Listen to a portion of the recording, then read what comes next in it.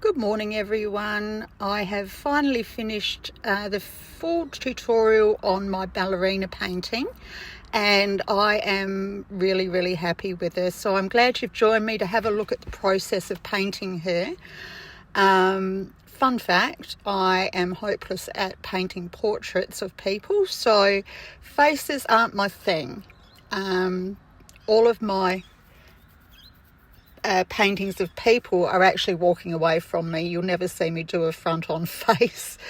But I think she's turned out really well.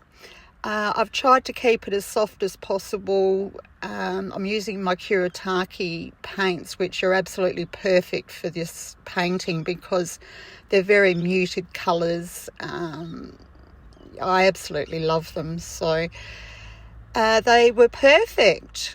Her skirt I was trying to keep soft but wanted to show the different colours that might be reflected from the lights on the stage that she's dancing on.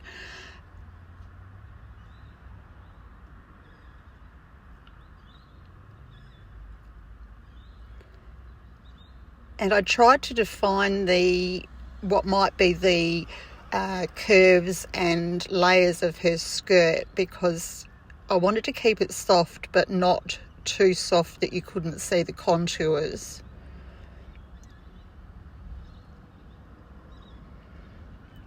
And then I should have stopped, but it was late and I wanted to keep going, and I added in a lot of shading, which later on I'll lift out most of it because it was just too heavy. A lesson in life: just stop and walk away. Don't get too excited with yourself.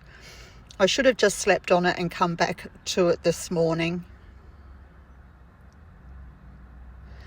I added the shading at the bottom and then wanted to create the effect that she was on the stage and there were spotlights on her. So after drying the background completely, I lifted out circles which would represent the stage lights.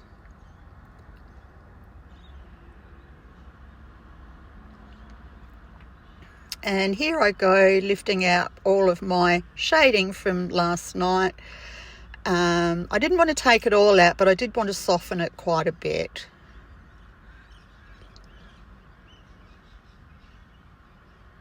Lifting really is a skill that can fix a lot of problems. And here is the finished product.